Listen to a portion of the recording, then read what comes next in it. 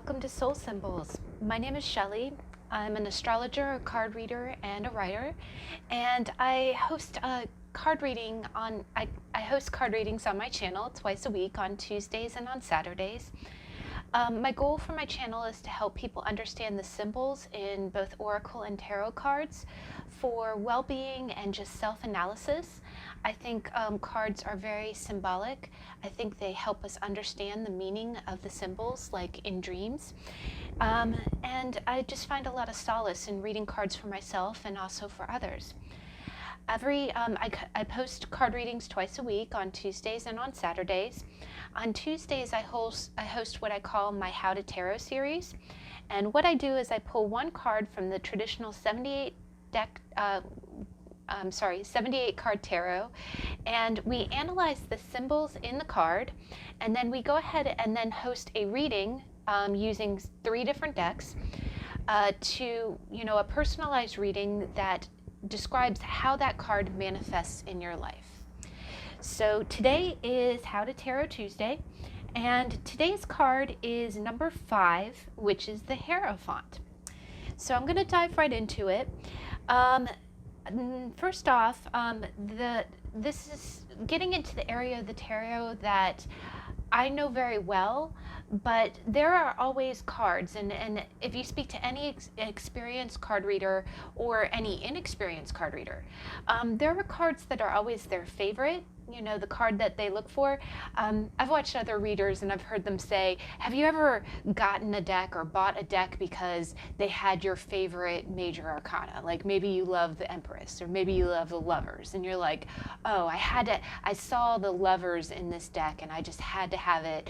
And you just kind of like a kid at Christmas, you open up the deck and you're like, you go straight to the card that's your favorite. Now, just like there are favorites in the major and minor arcana, there are cards that maybe you know well, you were trained to understand the meaning of, but maybe they're not your strongest, or maybe you need to know more. And that is where this series, I hope, in that area, I hope this series really helps, because you don't have to, you could be an experienced card reader and revisit each of these episodes to help understand. And today, the Hierophant is actually a card I know well, but I would deem as one of my weaker cards. Like I don't really know it, I don't have the enlightened experience that some card readers have of this symbol.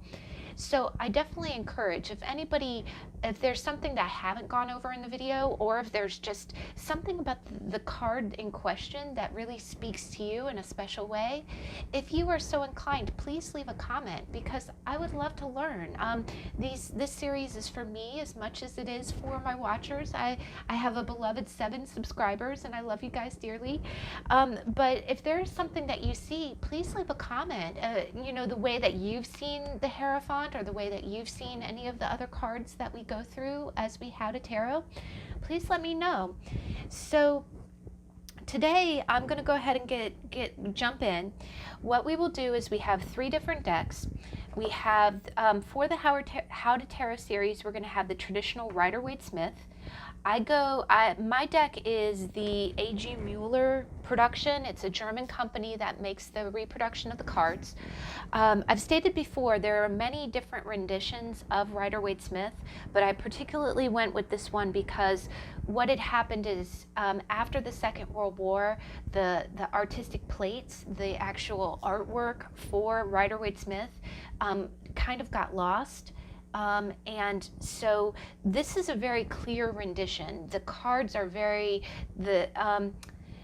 it's funny with Rider-Waite-Smith, the coloring of it has always been under debate, but I've noticed that there's a lot of reproductions of Rider-Waite-Smith are a little bit blurry, and the A.G. Mueller rendition is very clear. You can see actually the etching of the card, and throughout my How to Tarot series, I will be the first option will always be Rider-Waite-Smith, because that's kind of the cornerstone. It's the images that are traditionally related to the 78 card tarot. So that will be deck 1, and the stone that you have it's a sunstone, and it actually takes on a little bit of a brown tint. it's a shame when I film at night. It doesn't do it justice, and we did just. I'm here in America, and we just did the daylight savings time. We just fell back, fall behind, and I am a little discombobulated. I am. It feels like it's an hour later, but really it's an hour earlier. So I'm all disoriented. If I'm a little goofy in this reading, I apologize. I'm a little not sleep deprived. We gain an hour, but. Now the second deck, I'll get on point. I'm sorry. The second deck is The Art of Tarot by Liz Dean, and let me go ahead and just give you a brief look at the Hierophant there. And the stone that you have is a citrine. I remembered what it was, and again, the nighttime lighting doesn't do it justice. It's really gorgeous. And then the last deck I went with, and again, I pick my favorite as we go through the How to Tarot. What I do is, depending on the card, I pick the deck that I think has the best representation of the card. Now, I've heard other readers say that they don't really like this representation, but I thought this was a good match. So again, this was my option number 3. I went with the Slow Tarot by Lacey Bryant. And I am a fan of this deck. I do love this deck. But I felt like this would be the third deck for the Hierophant reading. And I always have paired with it a Bloodstone. It's kind of a golden brown and has a beautiful teal green. Again, the lighting doesn't really show you. Now, what we would do is, after we go through the description of the cards, I will do a freeze frame and it'll let you choose a tarot deck. And then what I will do is I will go through and I will pull a reading with the deck of your choice, and that says, how does the Hierophant manifest in your life? And this can be a current energy, like how the Hierophant is manifesting in your life currently, or it can be how the Hierophant manifests in your life overall. It really depends on how the card, pertains to you as a person. But I've always gotten really wonderful readings. I get a little bit of a mixed bag. Sometimes it is really a permanent fixture in your life, depending, on how that card is a part of you. Sometimes it's just a transient kind of, well, this is how it's manifesting now. To help clarify that journey, we are going to do the Ask Your Guide Oracle cards by Sonia Choquette. I always feel like I'm saying her name wrong. I'm sorry. But these are really beautiful cards. And these are actually kind of more real cards. This deck, all of her decks are very, very positive. But this deck actually gets kind of real in the sense that if you are struggling with a little bit more of a shadow side of something, it touches on that. And it gives really very inspirational guidance on how to deal with that. And when I think of the Hierophant, because we'll get into it in a minute, but the Hierophant really does represent spiritual beliefs, and I just think that's a great pairing card to go with this type of reading. Now, the last deck, and I'm kind of grinning here, is the Past Life Oracle. And this is by Doreen Virtue and Brian L. Weiss, who is a PhD in psychology. And the past life cards are they are a little bit more of a mystical oracle kind of deck. They are meant to, the purpose of the deck, I think, is more to, hence the name, is to kind of see who you were in a previous life. But today, I love the imageries in this deck. It gives some very honest and kind of open interpretation. The images are very straightforward, and I just felt drawn to use this deck, and I haven't shown this deck on the channel yet. It's a rare deck because, unfortunately, I will post the timestamps in the description below if you want to jump straight to your reading and get past all of this flabbering. I'm sorry, all of this lip flapping. But I will also give the names and authors of the decks that I use. Unfortunately, this deck is out of print. Doreen Virtue is no longer making decks for Oracle, but I will give you the name in case you are interested. Unfortunately, these decks are kind of going for astronomical amounts on like eBay and other places, but paired with the deck, I always pair this stone with this deck, and if you can see, it's kind of amazing. I have a piece of amber, and this is actually really gorgeous, and I just felt it was so apt. It's funny, it's lighter than a regular stone, and it's very transparent. It's very glowing, and basically it's tree sap that has been fossilized. And I don't know why I feel like that's so appropriate when you're talking about like past lives. I feel like we are all, our souls are fossilized in amber. No, I'm kidding. Okay, please. I'm a little, again, daylight savings has done a number on me. If I'm spouting all sorts of weird stuff in this reading, please don't leave any hate comments. I'm sorry. So to begin, the Hierophant is when you look at the Hierophant, you see a very religious figure. And in card number 2, we went over the High Priestess, and she also looks like a very religious figure sitting on a throne between 2 pillars. But with card number 5, and 5 means change, it means, it's the first odd number. It's interesting. What do they say? It's divisible by itself, and divisible by 1, which kind of gives it that spiritual, sense. But it's not divisible by anything else, right? And you see that this figure looks very religious. He looks like the Pope. And the 2 pillars are very similar to the High Priestess, except they're a lot more elaborate. They're a lot broader, right? With the High Priestess, they were kind of these narrow pillars with like a piece of cloth hanging between them. And here, they have a lot more base. They have a lot more like engraving. They just seem a lot more formal. And you see that there's the gold in the Hierophant's crown. It is 3-tiered, which kind of represents the, Father, Son, Holy Ghost, the mind, soul, and spirit. And you see in his hand, he has a cross that is very similar to what you would see in the Catholic faith.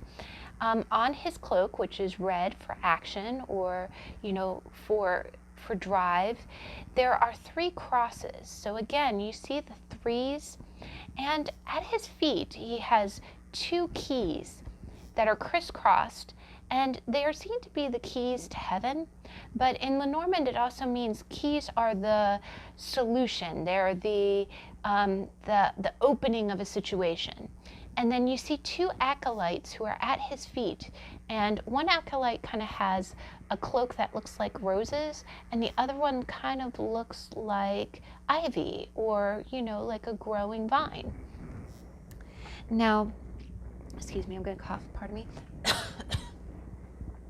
The second deck in the Liz Dean Art of Tarot, you do see the same 2 elaborate pillars. You see the same three-tiered crown, and this time you see kind of the staff of a shepherd.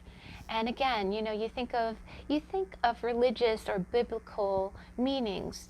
Now, the posture and the symbolism of his hand kind of looks like a spiritual leader. He looks like a pope. And then the brocade has symbols on his pockets that really kind of mean, it just takes on a kind of a biblical sense. The blue almost looks kind of purple, which is regal, but not regal. The blue tint really kind of takes on more of an enlightened type of meaning, and he definitely does look like a religious leader. Now, the Slow Tarot is very similar as well. You definitely have a more mature man in his face. I just love the pensiveness. He does look like a priest or a pope. And then, the brocade of the golds and the yellows and the reds. And then you see the doves, which definitely mean peace. The arc of the banner makes you look like you are about to take communion. And then you just have the peaks of what looks like a chapel. It almost looks like Notre Dame in the background. And to begin, and what also looks interesting that speaks to me is that when you look, you kind of see pigeons at the bottom, but then you see doves on the cuff. So it's a testament of, spiritualism knows no bounds, but we're definitely going to get into that in just a minute. Now, the Hierophant, again, is not my strongest card. It's funny. I know, I understand it, I can read it, but what it always speaks to me is you know, with the other cards that we've seen so far, when you looked at the Emperor, we mentioned being like, the establishment, or being, kind of the sphere of work, or, establishment of life. Now here we have a similar, sorry for the background noise. That's not even dude with no muffler. That's guy who wishes he could be dude with no muffler, and I do not know why we have like a drag race down our street every night. I apologize. But when you look at him, you see a religious place. You see a sacred place. You see what looks like a temple or a church. And, there's something about the throne in which he sits that just feels like an orthodox environment. You think orthodox, right? You think about what someone believes. And it's amazing, and that's, being a major arcana and being 5, which is the symbol of change. I've read before, and when you think about it, a person's belief systems is probably the biggest core of anything. I mean, when you think about it, what makes or breaks a person? When you go into the world, it doesn't matter how you act or how people see you, but what you believe, and whether or not you're experiencing things that cross what you believe, makes the difference, right? So when you look at the Hierophant, that's what he represents. He represents orthodox behavior. He represents belief systems. He represents what you believe. That can be a spiritual faith. It can be your religion. It can be, he can also represent societies. He can represent clubs or social groups. The Hierophant, you see, is the Hierophant can also represent a time when you have kind of a spiritual awakening. Maybe you're learning new things about yourself, or learning new things about what you believe to be, faith, what represents your faith. It can also represent a cultural heritage. If you were ever raised in a certain way, if you were raised to be Catholic, if you were raised to believe, and honestly, this can carry over not just into religious beliefs, but I've also seen the Hierophant a lot if you've ever had a family tradition passed down to you. Like, I always think of, if you've ever seen the movie My Big Fat Greek Wedding. It was more than just, learning a religious faith. It was a way of life. If you are raised in a certain way, like maybe you were raised to believe that you save yourself for marriage, that you do not consummate a sexual relationship until you are married, that would manifest as the Hierophant. The Hierophant can also be about following the rules. So just like that, if it was instilled in you at a young age to do something a certain way, and you go against that, it is, it's kind of like conformity. It's going along with what's expected. It's, following the program, so to speak. And it's not so much, it can be, when we get into the reverse of it, you'll see it a little bit more in its negative manifestation. But when you look at the acolytes at the feet, and again, you see the 2 keys of breakthrough. Keys are solutions. They are the opening up of a spiritual mind. And here, again, it can also be very guidance. It is following the status quo. Anytime you are following what is expected, anytime you are doing what is quote unquote right, again, or what is thought to be right. And the 2 acolytes are actually, they're a little bit of a follower. So again, anytime you look at a card, you could be the person in the chair, or you could be the person at the feet. You can be one of the followers. And a lot of times the followers in this meaning do mean they can represent platonic relationships. It can mean friendships of faith. It can also mean that's also, it's funny when you look at several cards, there's only a few cards in the major and minor arcana that have several people, and it's usually the threes. And here you see you have a pope and you have two acolytes. So here you have followers and then you have a spiritual leader. The Hierophant also can mean learning institutions. A lot of times I do look at it and think college. Because when you think about it, it's higher learning. And when you look at the buildings that are represented, it's like the hollowed, you go into a college and there are marble pillars, right? There are, and it's learning at a philosophical level. It's not just like basic learning, like in astrology, it would be the third house or Gemini. Sagittarius rules the ninth house, and higher learning. It learns, philosophy and spiritualism. It is, when you backpack through Europe and you learn about the religions of different people, different faiths, that can very much be the Hierophant. And the other thing of it is it can be working apart as a team.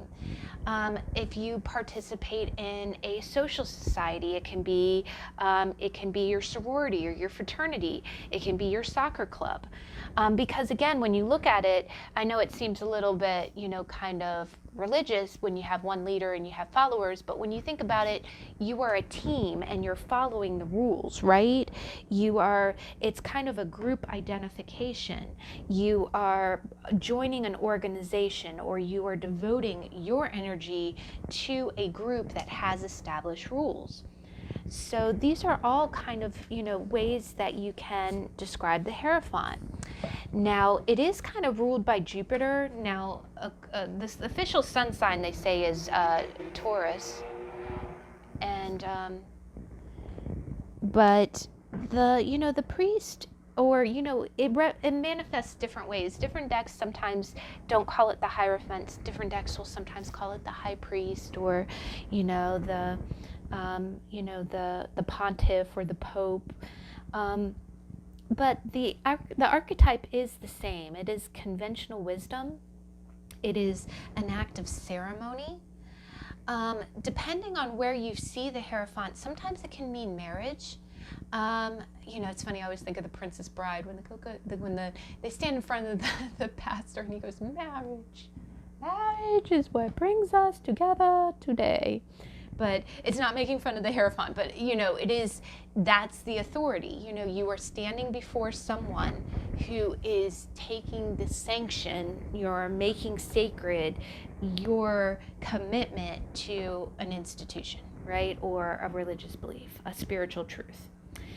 It can be your search for meaning, and it can also be theological doctrine. It can be schools or places of worship. But it can be church. It can also be celibacy. When you think about it, it's you dedicating yourself to a higher cause.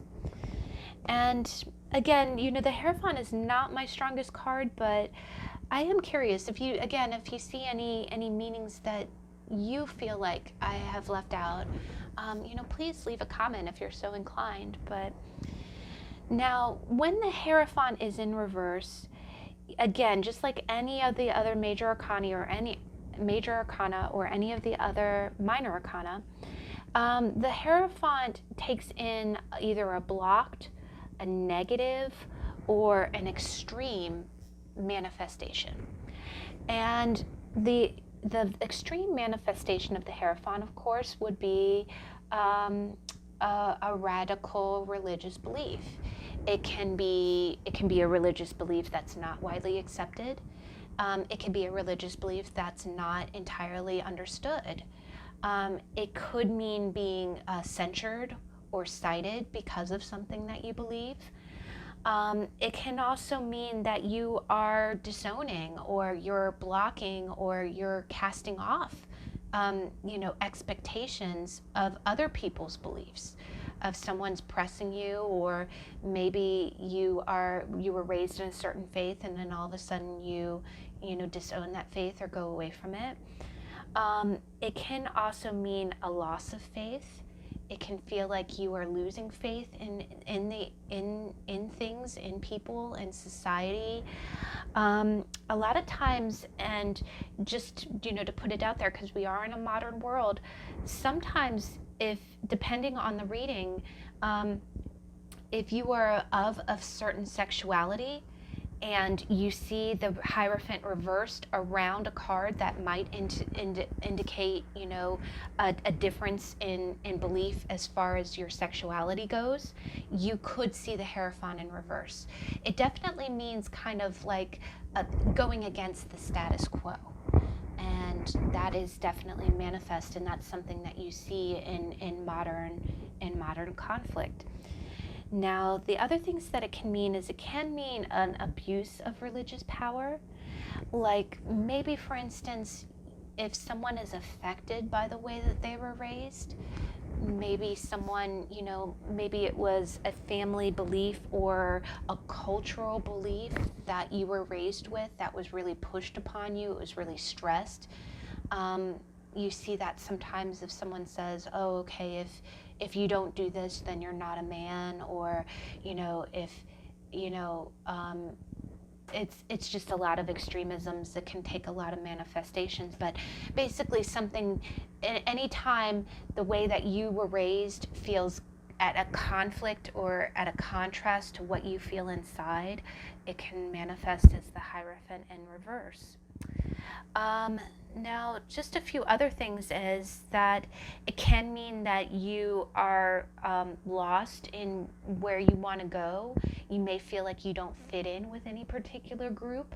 You might feel ostracized or isolated, rejected, or this.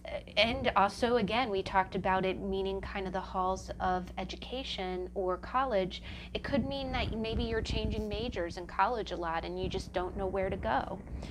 You're not sure where you're meant to be. But I definitely respect the Hierophant and the fact that it's such a powerful card. It's such a spiritual card. And, again, the core of all conflicts for everything that happens is your belief system, right?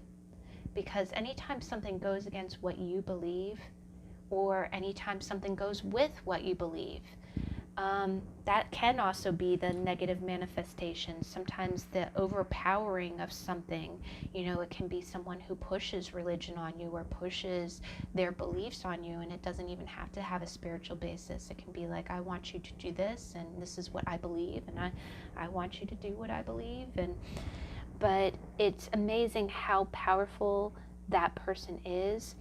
And what I thought was lovely about each of these cards is that even though it has this influence, it has this clout, and every single Hierophant, you see that the face is very tranquil and it's very enlightened, and it doesn't look, it looks kind. And that's what I love about each of these is that each of these Hierophants just look wise, and they look like they can teach you much. And that's the power of that card. All right, the timestamps are in the description box below. I do ask that you go ahead and choose from your intuition. If you feel drawn to the deck, if you feel drawn to the number, if you feel drawn to the artwork, please go ahead and go with that. I've had other readers say that if you have a favorite number, sometimes it is still good to go with your gut, but whatever pile or whatever deck you feel is correct is the right one. So I'll go ahead and pause the video and let you choose, and I'll see you in a minute.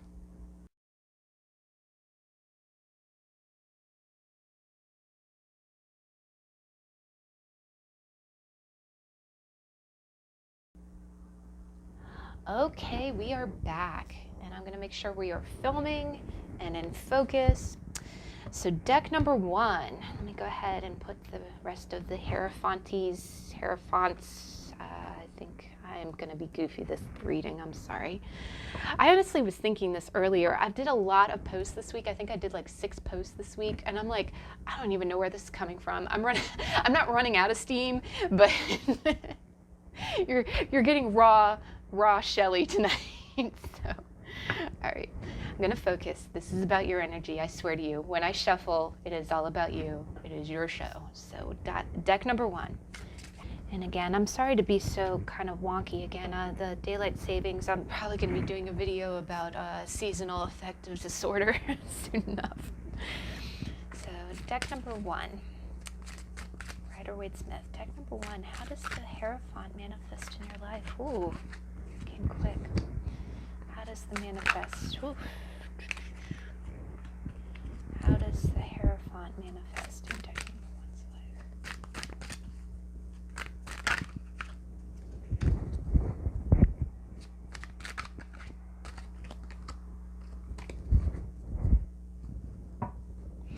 Okay, let me go ahead. We'll go with the Ask Your Guides first. But deck number 1. Advice for how Hierophant manifests. How does that? Okay, now you see this, and this has happened before. You see that sticking out? So that's your card. Ooh, I like it. Very positive, deck number 1. I appreciate it. You're bringing the sunshine already. I'm so glad to see that, and I'm sorry, I always want to just hold this I just want to hold this amber. Look how pretty that is. Even at night, it's good chi. Good chi. So, how does the Hierophant? Ooh, you saw that, right? Oh, wow. Oh, God. I'm not laughing. I'm just elated. Look at that. Oh, sorry. It'd be good if I spirituality and religion. And look, the hands are in the same position. The hands are open, so it's gonna be a good. All right, getting with it. Sorry, guys. All right, deck number 1. So the way the Hierophant manifests in your life is, oh gosh, I feel like you're just very steady in your faith. You know what you believe. The Knight of Pentacles, he is the slowest moving knight in the deck, and he's also he gets a reputation for being a little pokey. He gets a reputation for being a little slow because he is a knight, which knights are the doers. They're the ones on the missions. And the fact that it's pentacles and it's physical, it's the real world kind of things. But what this tells me is that you have always known what you want to do. You have always known your beliefs. Like, you don't question what you know to be true very often. You're very constant in that way. You're very steady. It's like every step that you take, you look at this horse and it's like he has 2 feet on the ground, even though he's a knight, which tells me that he takes his time, but he gets where he's meant to go. And so I feel like the Hierophant, you are very grounded in your faith. You are grounded in your beliefs. And again, it doesn't even have to be spiritual. You know what you're here to do. You know what your goals are. And here, you have the 4 of Wands, which is it's seen as the celebration card. It's not even, the World is more of a graduation card, but the 4 of Pentacles are the cornerstones. It is the celebration.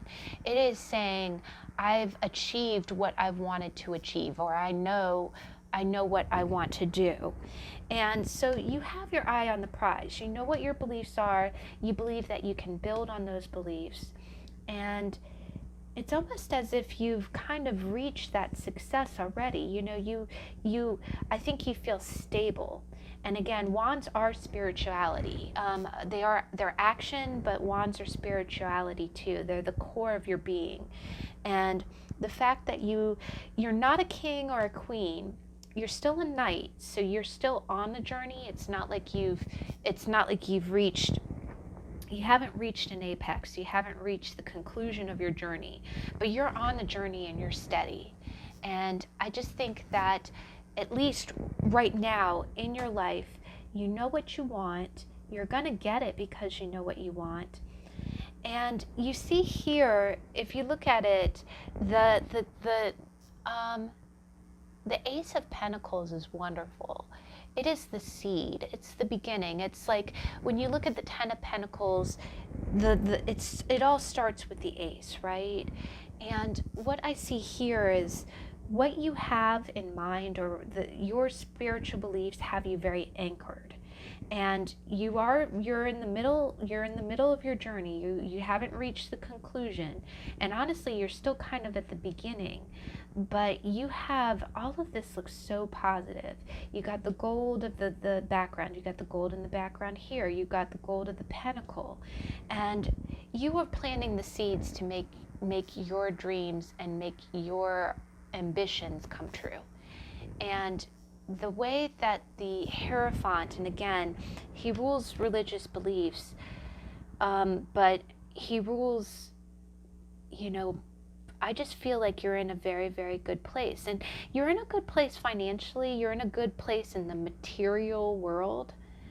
But I just think, I first off feel like you've reached a milestone, and it is based on, the stability of who you are in your belief system. But the Ace of Pentacles and the Ace, I do feel like this is more of an overarching theme.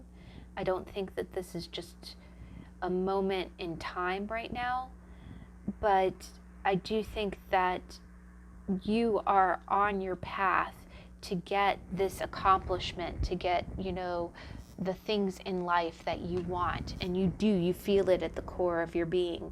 And you are laying the cornerstones to make that happen. You will make that happen. And honestly, this could also mean that, by following the rules or being a part of the institution with going along with the status quo, it's bringing you a lot of abundance. It's providing you with the cornerstones that's going to bring you all of this happiness and contentment. Now, what I see here, and again, with your oracle cards, you got divine beginnings. And when you look at it, you have a hand here. You see this guy opening a door. And look at how much yellow. I mean, seriously, there's so much yellow behind all of these characters. And you see stars, and it even says the guide is Divine Father. And when you think about that, Divine Father, I mean, you kind of think about it, and that can be in a religious context. You could very well have a strong religious belief that says, yes, life is good, and because I believe, because I follow my faith, I know, but I do get this feeling like you recently might have had some new beginnings, and definitely the Ace of Pentacles is a new beginning. I think that you are starting off on kind of a new financial and material journey, but there is definitely, with the wands, there's a lot of spiritual there too. I kind of get a real excited feeling from this. You're taking the plotting steps to do what you need to do, but there might be some new money coming in. Maybe you got a raise, maybe you got a promotion at work, and the fact that it's new beginnings can also mean like a new home, or maybe because you are making this new money and because you're on track, you might be moving to a new home, or thinking about it, or making the strides to kind of go where you need to be. And it does definitely look like that's because you're following the rules and you're playing by the book. But I do also think that it's because you believe that you are going to get where you're meant to go, and I also get this feeling like you're learning. I mean, maybe this is a job thing where you're learning new things, but it's giving you all this positive outcome. And spirituality and religion, definitely, you see what a pretty card that is. And definitely, I told you earlier, it's like if you look at his hands, there's a lot of hands in this too. You see the Hierophant's hands are lifted up, and it looks very similar. And when you look at it, you've got the Ace of Pentacles that has a hand in it, and you have this hand coming down by God, you know, or the universe, who's opening this door for you. So I do feel like this is kind of, maybe this is taking on kind of more present energy, but I think there's a lot of new beginnings starting for you right now where you are in life. And I think, you know, I think you're playing by the rules, and you're going along with a team or a group, or, you know, you're following the rules, but it is bringing you a lot of abundance. And I think you're going to have, there is something with spirituality and religion. You know, I think you're feeling solid in your faith. I think you're feeling like, you know, the good things that are coming to you in life are because you're faithful. And that's a really wonderful expression. I'm very happy for you, Deck One. That's really beautiful. Again, Divine Father and spirituality, and I just see a lot of good things coming to you right now, and that's wonderful. So deck number 1, that's how Hierophant manifests in your life. So let's go ahead and go into deck number 2, and you got The Art of Tarot by Liz Dean, and that's your Hierophant with the citrine. So deck number 2, go ahead and focus. How does the Hierophant manifest in your life? Deck number 2. Oh. How does the Hierophant manifest in deck number 2's life? Ooh.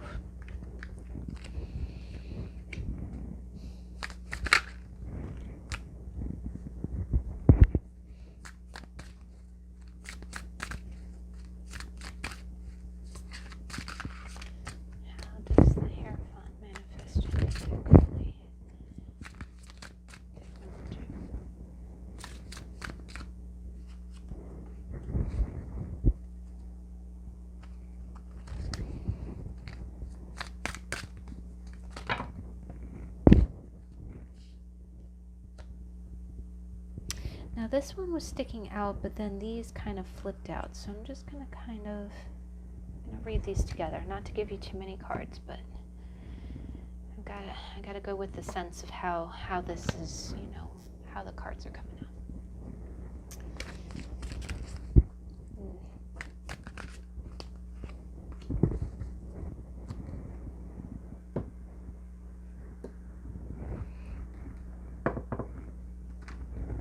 Seeing a theme here, though.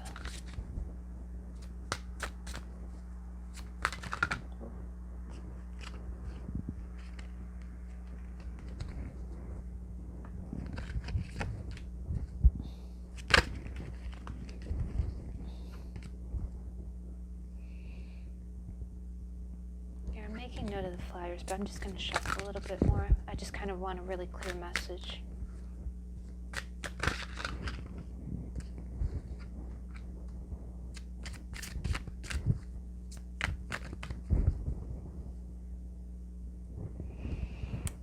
Okay.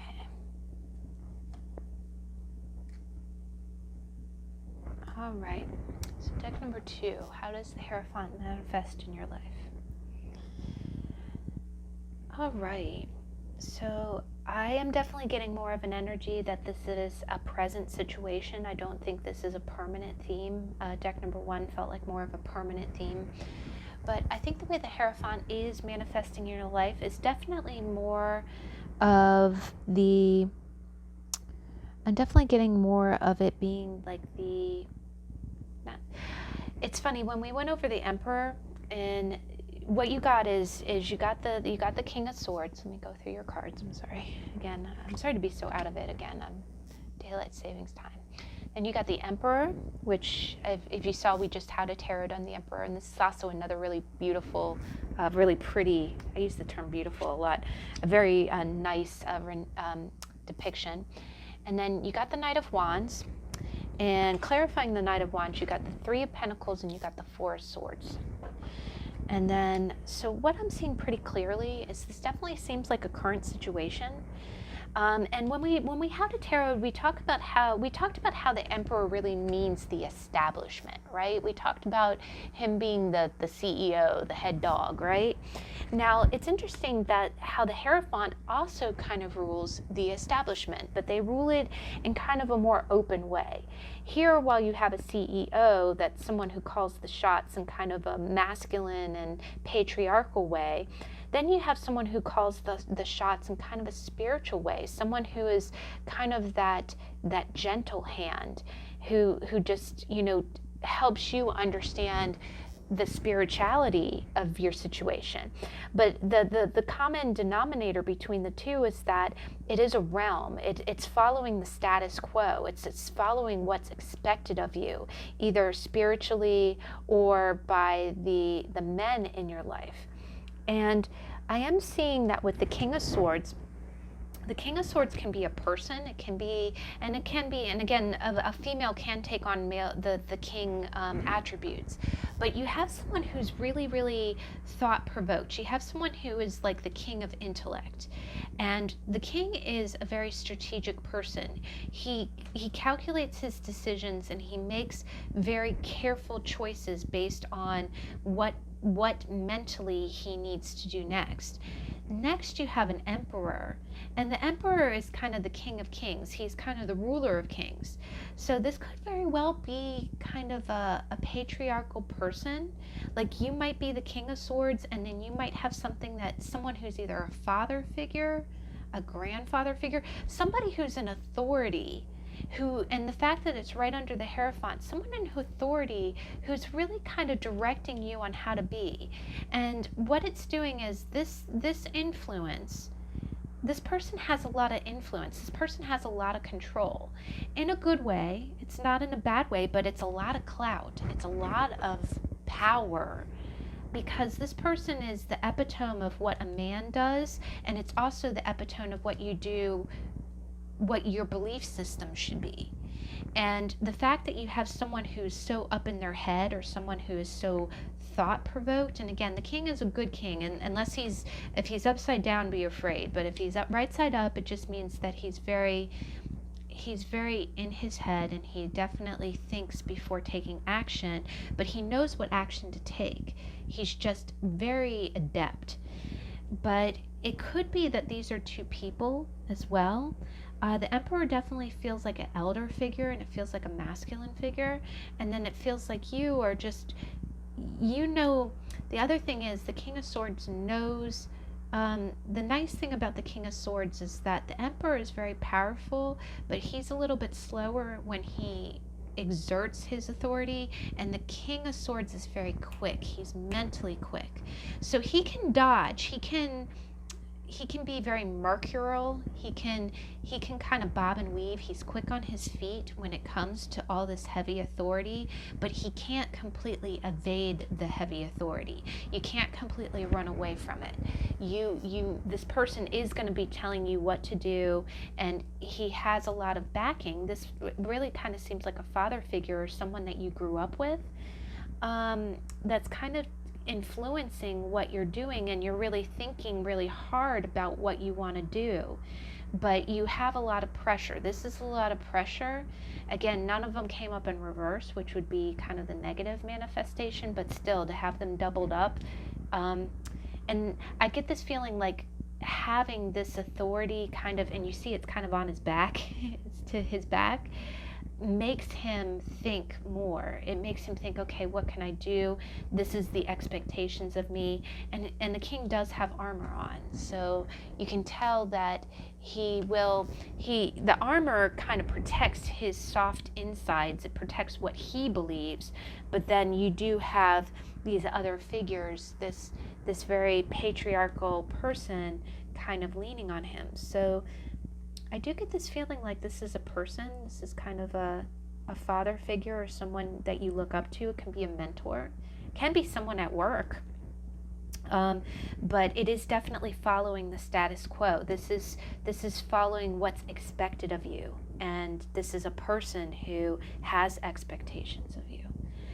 Now, the other thing is that we have the Knight of Wands. And the Knight of Wands is not a king. He's I won't call him flamboyant, but I will say that he's the action guy. He's the one who the king of wands, the king of I'm sorry, not king of wands, the knight of wands is definitely the guy who's not afraid to take action.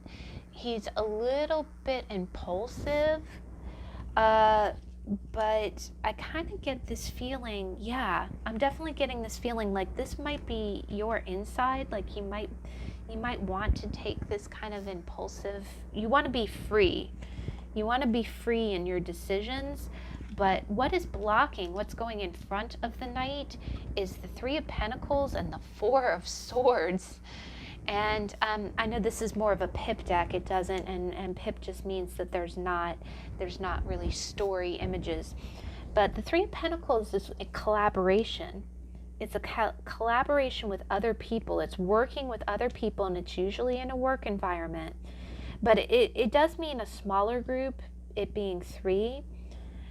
This could be the one person could be the King of Swords, one person can be the Emperor, who's the mentor, the leader, and then you could have a Knight of Wands who might be either a younger or maybe just a more emotionally, personality, younger, more, more vital, kind of happy-go-lucky, act first kind of person. You got a think first person who's very mature. You got an Emperor who's just on it. He calls the shots. He's seen it or been there, done that, knows how to handle anything. And then you got the Knight who's kind of learning and who's not afraid to leap first and think second, as long as he gets to have the experience. But the Three of Pentacles definitely means some kind of collaboration. It means working with other people. So you could, this could be your three people. But the advice, or what I'm seeing, is I'm seeing the Three of Pentacles with the Four of Swords. And the Four of Swords is the person, it's a timeout, it's a break. The Four of Swords is when you really need to step away from a situation, to think about it, to kind of rest and recuperate.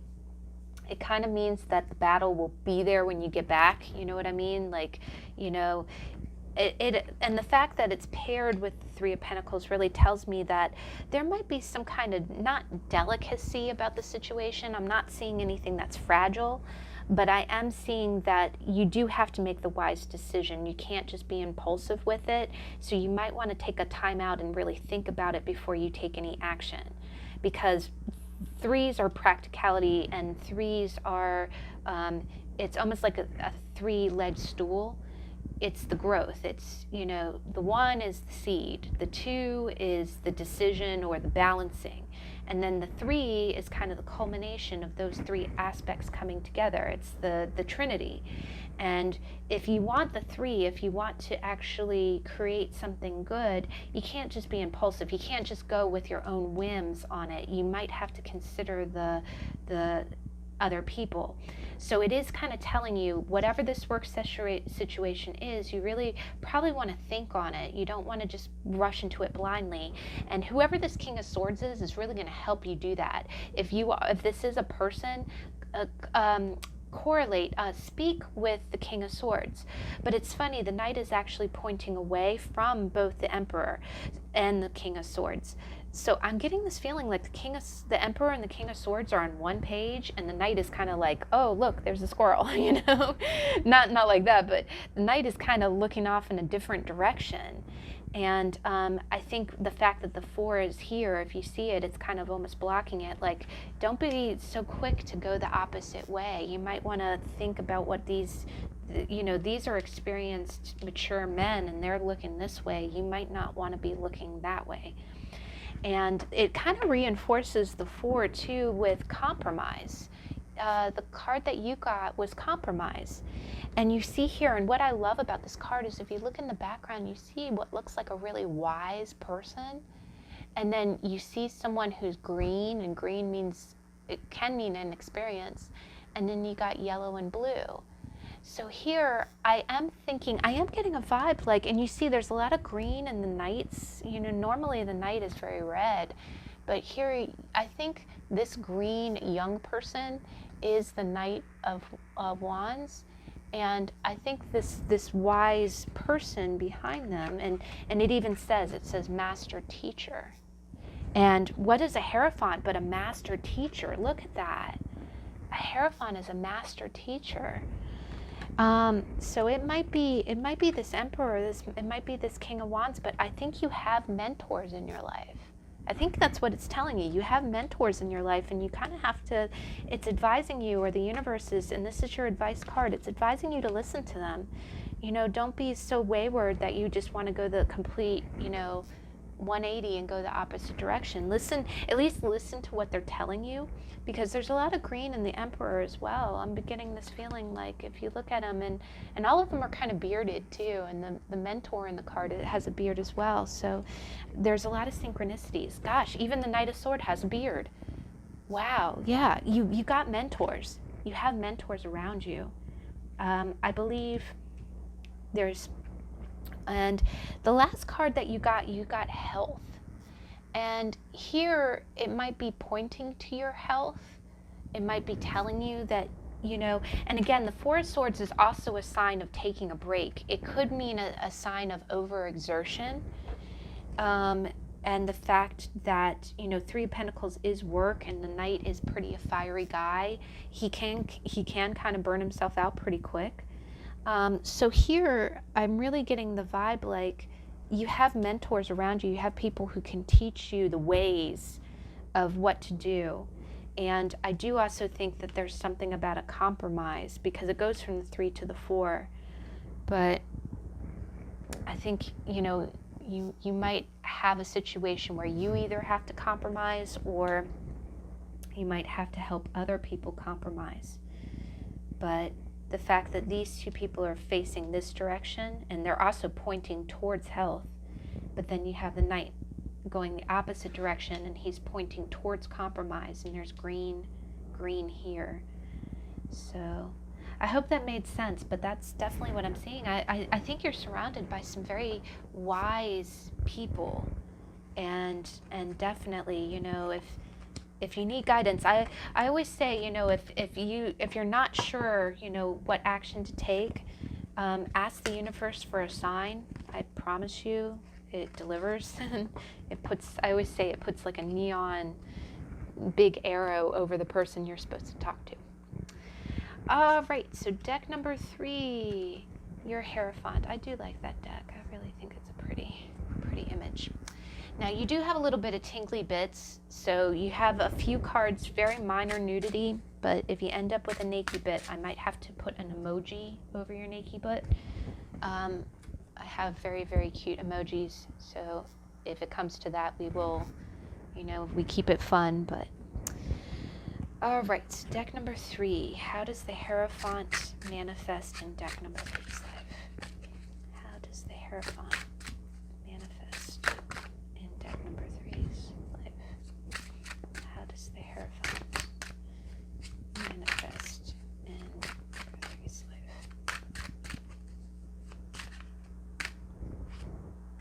Oh, that's too many cards, I'm sorry.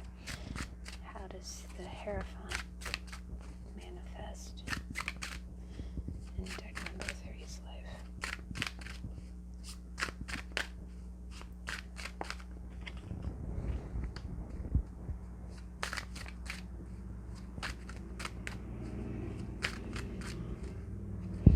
Again, we have so many people who drive by who think they're dude with no muffler, and you don't compare, because when he drives by, you just know. All right, deck number 3. How does the Hierophant? Ooh, you saw that. We had a flipper. I love it. Oh, you got the Wheel of Fortune. That's been making a regular appearance. Okay, I'm gonna make note of that. You did the deck on the card on the top was Temperance, and it was sliding around. I really do like that Temperance card. But all right, we'll leave it on top, and let's go ahead. What is advice for deck number 3? Ooh, what is the advice for deck number 3? All right, no naked bits. Oh wow. All right, let's go ahead and get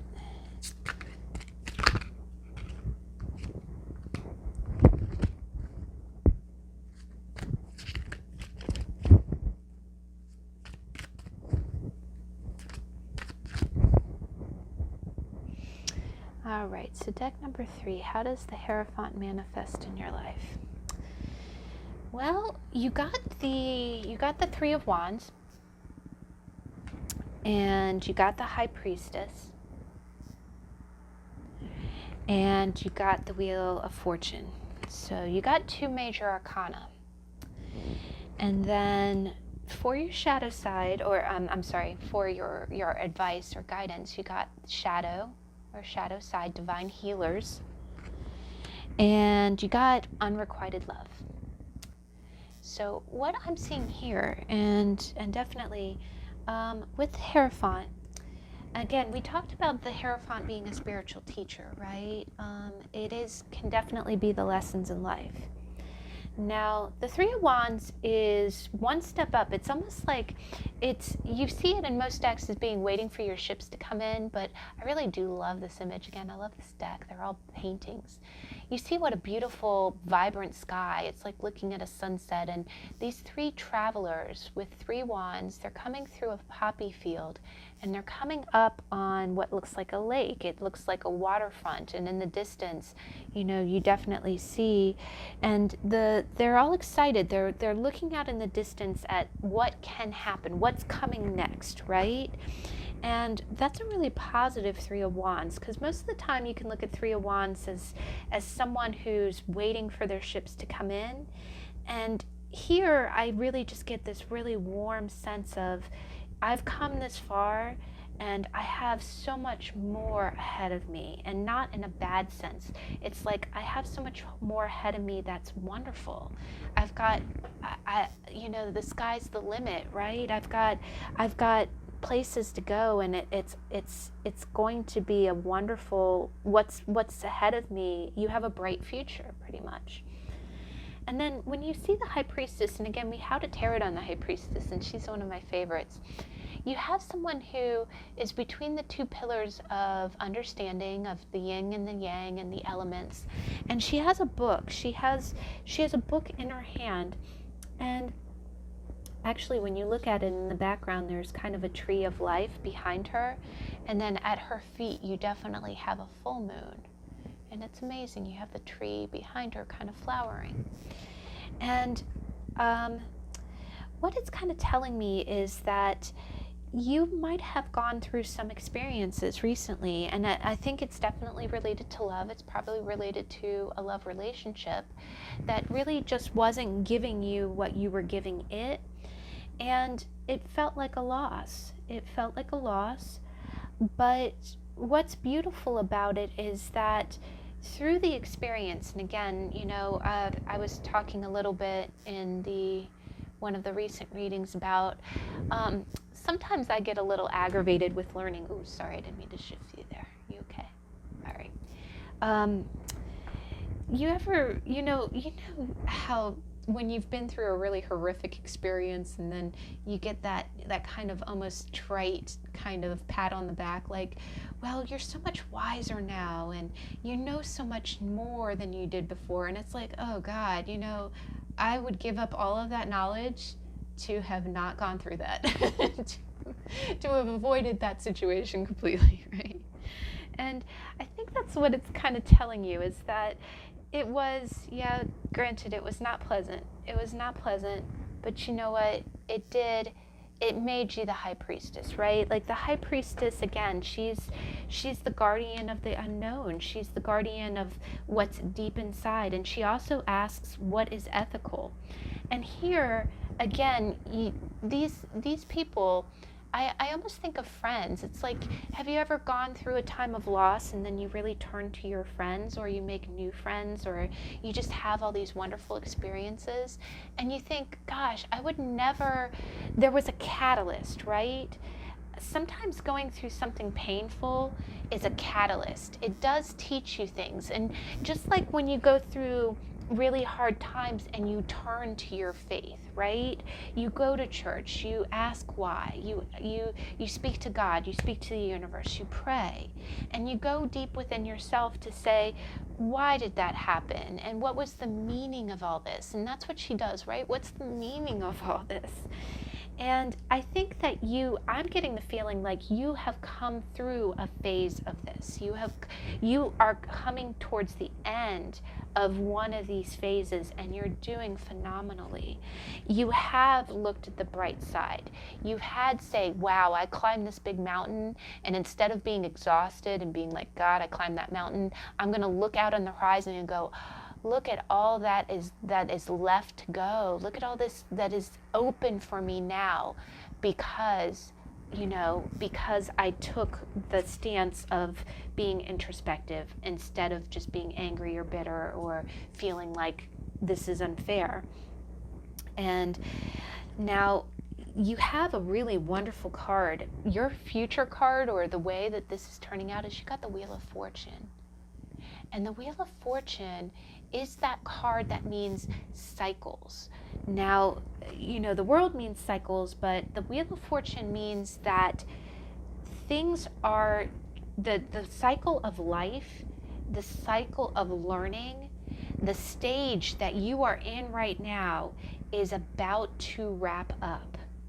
And I'll tell you, there's there's 12 planets in the sky, and just from the astrological side, Saturn is about to wrap up. By April of this year, Saturn is going to be moving out. So if you've gone through any tough transits with that, and the nice thing about when certain cycles kind of wrap up and conclude, if you handled that cycle the right way, if you handled that cycle with maturity, if you said, okay, I'm going to learn from this experience instead of being beat down by it, you will get rewards. There is always kind of a gift that the universe leaves for you. And you look at it, this is Lady Luck, and she's throwing coins your way, right? And she's got a wink there and a little bit of a smile. She has a knowing smile, like, the wheel's turning, honey. You've had a rough year, but that wheel is turning. And you will be amazed. I think you are going to be amazed. And it is partially because of your beliefs. I think hard situations always test our beliefs. And honestly, that's the other thing, is that, and that really brings up a lesson that's enlightening to me when it comes to the Hierophant, is that if you believe something, when something tests that belief, it almost forges it, right? It makes it stronger, right?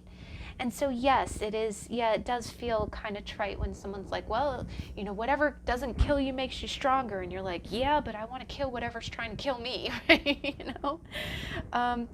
But I think you've been through a wheel, you've been through a stage, and you have evolved. You've really evolved, and you are not letting anything keep you down. Now, you did, for your Ask Your Oracles, you got Shadow. And let me go ahead, and I'm just going to read this real quick, because I've gotten this card before, and it's card number 25. But let me just read it real quick, because I feel like the way it describes it is so much better.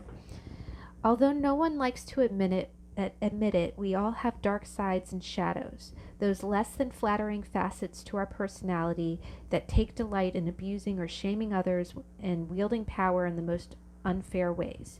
Whether it's the condescending remark to the slow-moving grocery bagger at the supermarket, the aggressive hand gesture directed towards the meandering driver on the road, or the belittling comment made to your uncooperative child, many of us are guilty of hurting or deriding others at times.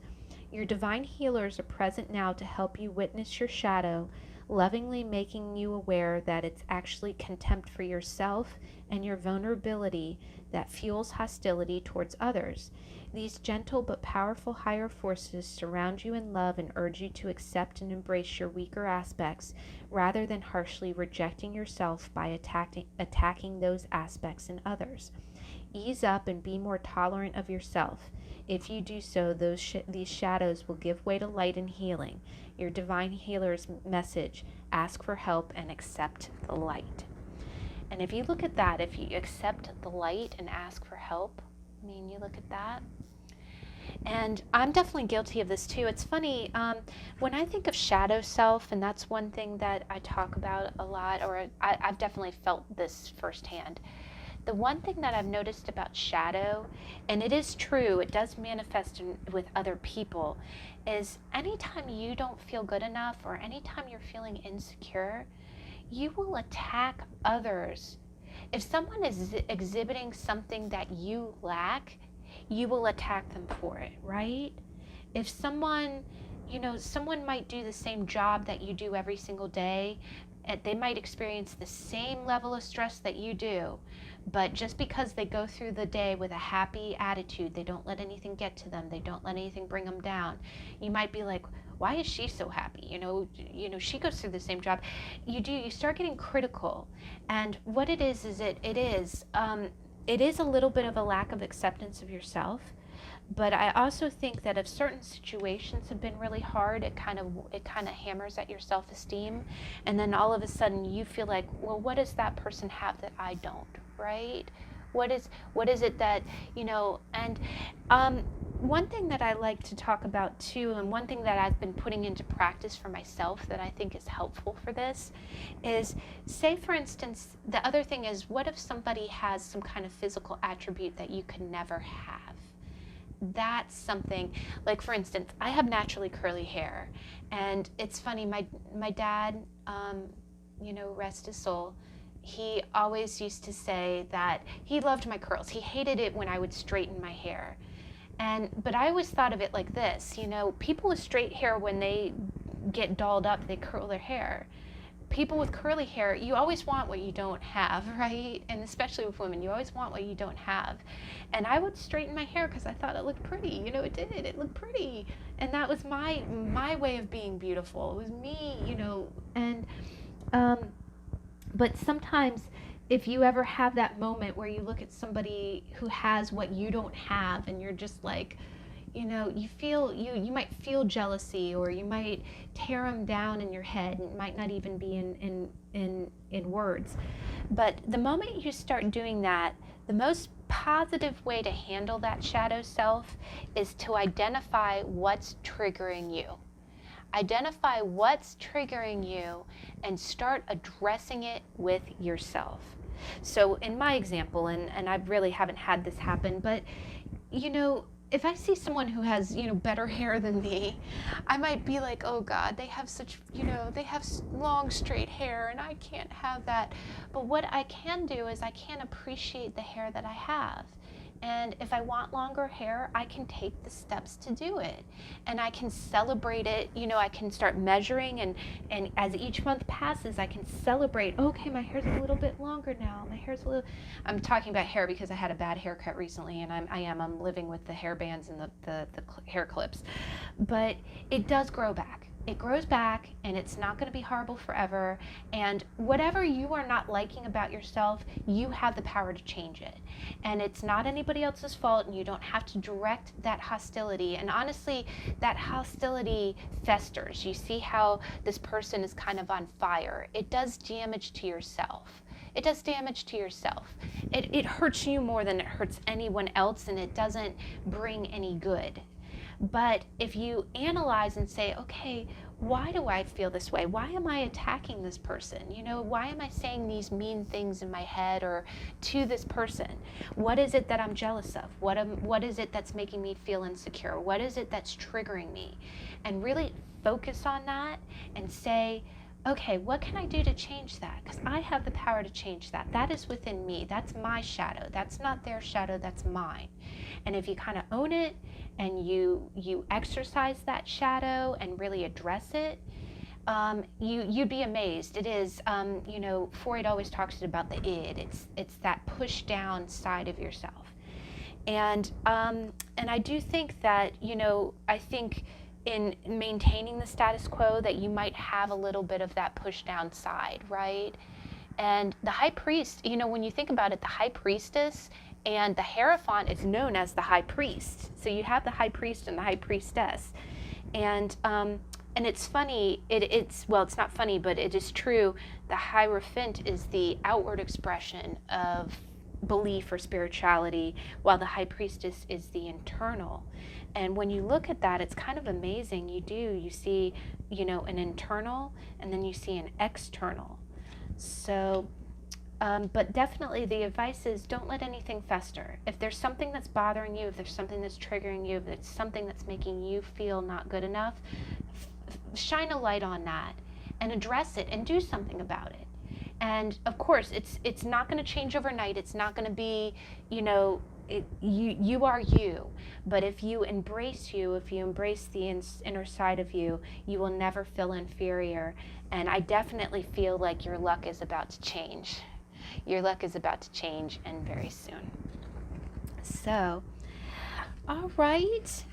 Well, I hope you enjoyed this. I know our How to Tarot sessions are way different than the weekly energy readings. They're a little bit more broad and a little bit more perspective, but I do get such a kick out of this. And definitely, if there's any, again, if there's any enlightenment that you have about the Hierophant or the Pope or the High Priest, the High Priest, that you'd like to share, please leave a comment. I would love to know your opinions, because I am by no means an authority on any tarot.